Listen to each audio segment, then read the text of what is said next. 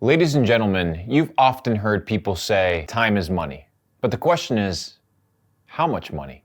$7.25 an hour? $10,000 an hour? If time is money, how much of it?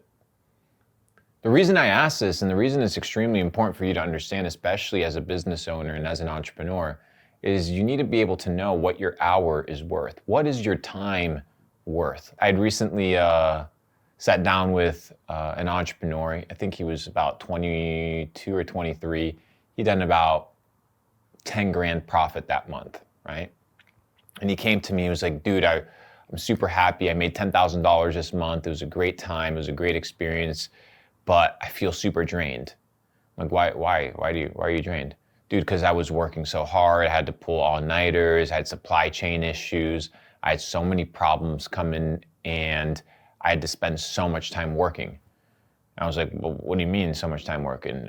You only made 10 grand. He's like, yeah, but I had all these issues that I had to solve, all of these things I had to fix, and then I had something with my supply chain that had a big complication, and I need to get involved. That's because, of course, I didn't have a fulfillment manager, which is the entire point of this video, is he was focused on low ROI tasks. Therefore, the ROI was low. And once you understand that you need to be able to onboard people into your organization, to be able to offsource certain workload that is not ROI positive, is when you begin to move like a boss. And that's the point of this video, is if time is money, how much money is that time worth? Nobody's asking that question, but I am. My time is worth $10,000 an hour because that's what people pay me for a coaching call. Now it fluctuates between 10 to 20,000, but that's what people pay me. So that's how much I'm willing to sell my hour for. 1, 2, when you calculate how much I work for every single day and then how much money I make on a yearly basis, I make a lot of money. So how is it that somebody can work more hours than me, work harder than me, and produce a lot less? The big difference is that they are in a situation whereby they are focusing their work and their hours on low ROI tasks. Usually these tasks are tasks that are low friction, that they enjoy doing, that don't involve some sort of conflict or a big growth factor required. You know, for example, selling. Going out and doing sales is not an easy thing. It's quite difficult. It plays quite a heavy toll on your psyche. And I would like to believe that I'm a mentally strong individual. And when I was doing door-to-door sales, which I did, like that shit's pretty ruthless. So you need to develop yourself in a way whereby you face uncomfortable situations and you do things that are uncomfortable. This is extremely important. And once you begin to do that, now you enter a situation whereby you only do things that are ROI positive. Why do you want to do things that are only ROI positive or that have maximum return attached to it? Well, the reason you want to do something that has maximum return attached to it is because you value your time. If you're intelligent, you will begin to hire people to do things that you don't want to do or that you shouldn't be doing or that you don't need to be doing. Now, let's say you work a 9 to 5, which is pretty fair if you want to work a 9 to 5 in your entrepreneurial job because you want to balance it out with other areas of your life.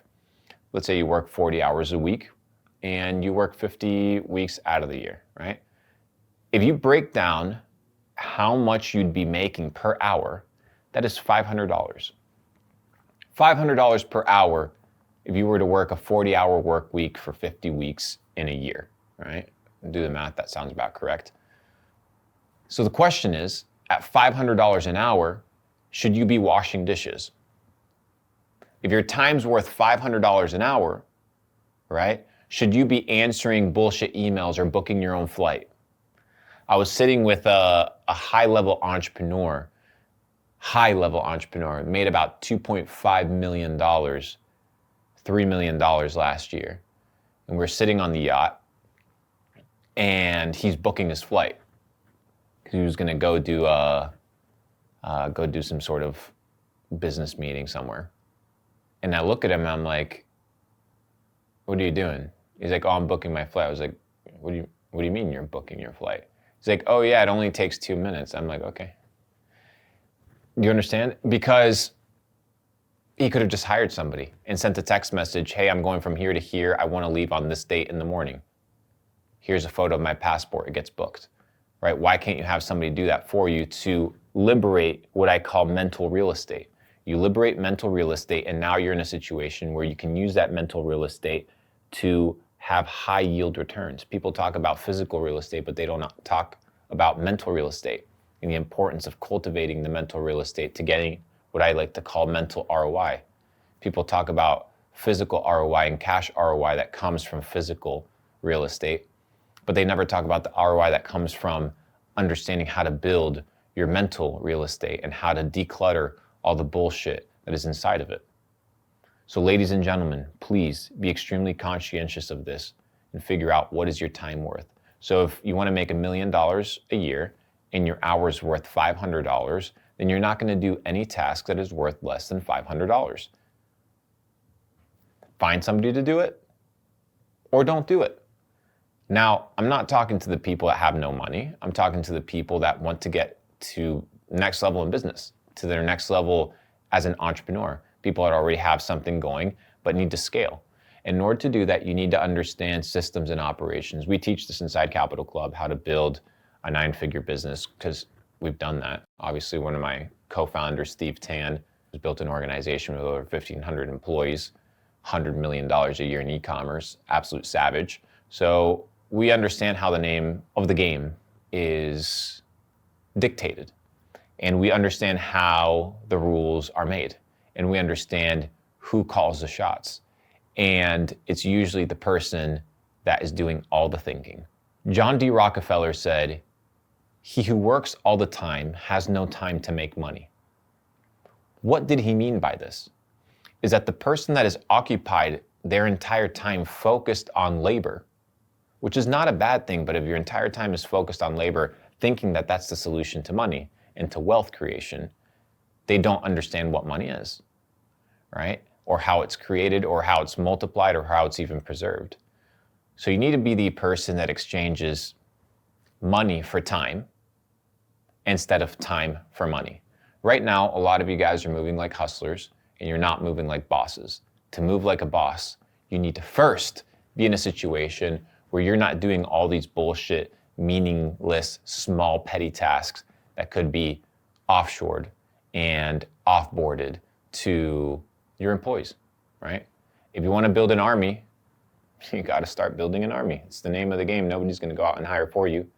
Go build some generals, go build your C-level org, go hire a project manager. And obviously inside Capital Club, we be teaching you guys how to build a full stack team from head to toe, which is pretty fucking sick. So I wanted to bring this video to you guys because I think it was extremely important. Figure out how much your hour is worth right now. How much are you working? How much are you making? Figure out that number and ask yourself, how do I make that number bigger? And the way you're going to do it is by not doing anything in that time that you free up, but by inserting tasks that are high ROI tasks and offsourcing the bullshit, meaningless little things that are in the game. So yes, ladies and gentlemen, time is money, but just make sure that it's worth a lot more than it currently is today.